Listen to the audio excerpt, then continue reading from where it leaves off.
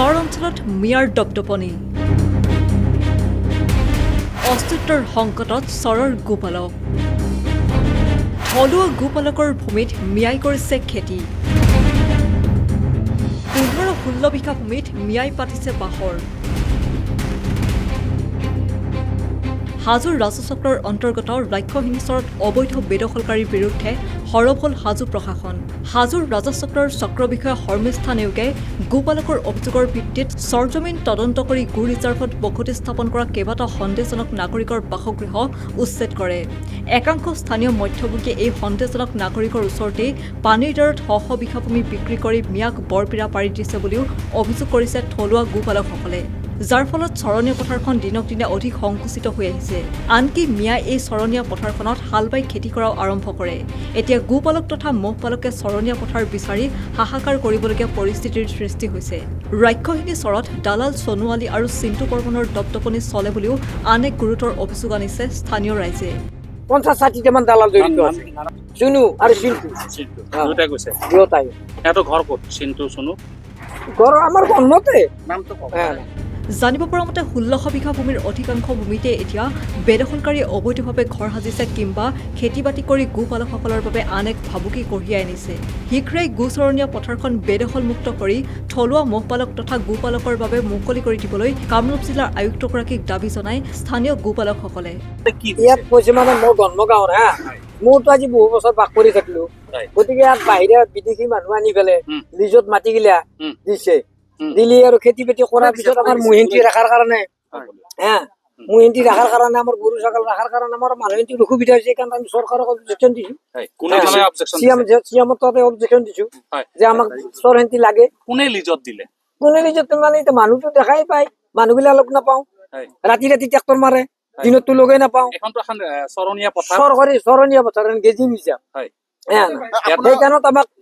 অলপ আগতে আপোনাৰ বাকযুদ্ধ হৈছিল কাৰ লগত হৈছিল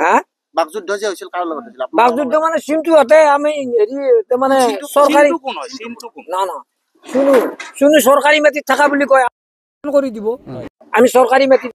ডিপাৰ্টমেণ্টত মাতি আছো আপোনালোকে অবজেকশ্যন দিয়া কাৰণে আপুনি চৰকাৰী মাটিত থাকা বুলি কৈছে চিন্তুৱে কৈছে এইখিনি কথা শুনো কৈছে যে আপোনালোকে চৰকাৰ ফৰেষ্ট মাটিত আছে সেইগিলা ঠিক কৰি ল'ব নোৱাৰা চৰ এভেকশ্যন কৰিব আছে বহুত দালাল জড়িত আছে মোটামুটি 50-60 মান দালাল জড়িত আছে নাম যেনেকে নাজানো নাই তেখেতে মোক কোৱাজনৰ কথাহে কৈছো শুনো আৰু চিন্তু দুটা কৈছে দুটাই এটো ঘৰ ক'ত চিন্তু সুনু ঘৰ আমাৰ গণমতে নামটো কওক গণমতে না তেওঁ কৈছে না যে আপোনালোক ফৰেষ্ট ডিপাৰ্টমেণ্টৰ মাটিত ঘৰ বান্ধি আছা সেইগিলা ঠিক কৰিব পৰা নাই চৰ এভেকশ্যন কৰিব আহিছা গেজিং ৰিজাৰ্ভ আমাক লাগে গৰু মুচাৰা কৰি এইখিনিয়ে ইয়াতে বাহিৰৰ পৰা কিমান মানুহ বাহিৰৰ পৰা বহুত মানুহ আছে কিন্তু মানুহবিলাক আহি পলাই হঠাৎ আহিছে নেকি মানুহবিলাক হঠাৎ নহয় আজি এইবাৰে আহিছে হঠাৎ আজি 3-4 বছৰ আগৰ পৰা আহি আছে আৰু এইবাৰো তাৰমানে বেছি হৈছে অলপ এইগিলা মানুহ গড়াইমাৰী চাইডৰ এই তোমাৰ মুকালমুৱা বুলি কয় মেলপাৰা বুলি কয় আনবাৰী বুলি কয় গৰুগুটিৰ পৰা অহা বুলি কয় গৰুগুটিত য'ত ভেকচিন কৰিছে তাৰ পৰা অহা বুলি কয় আমাক দেখা পালে ভুইতে কাহাৰ হয় আজি বাইদেউ তাৰমানে এইটো ভেকচিনৰ টিং পাত গিলা খান ঘৰ দুৱাৰ গিলা ভাঙি দিছি বাকী খেতি বাতি গিলা খান কোনো এটা একচন লোৱা নাই ঘৰ মাটি বনাই লৈছি আজি ভাঙি দিলে বাইদেউ বিডিঅ বাইদেউ ভাঙি দিলে এছডিচি বাইদেউ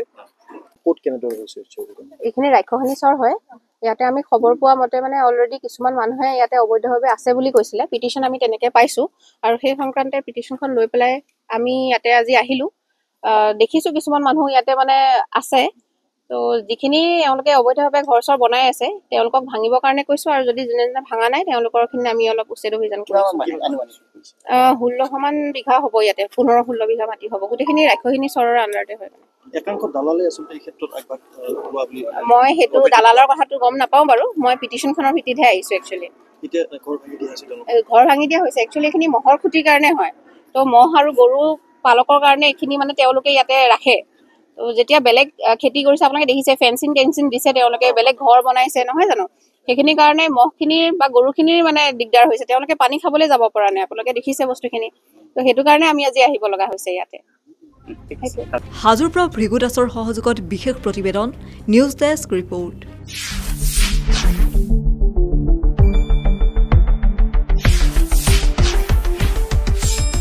শুদ্ধ আৰু বিস্তৃত বাতৰিৰ বাবে চাই থাকক নিউজ ডেস্ক ৰিপৰ্ট।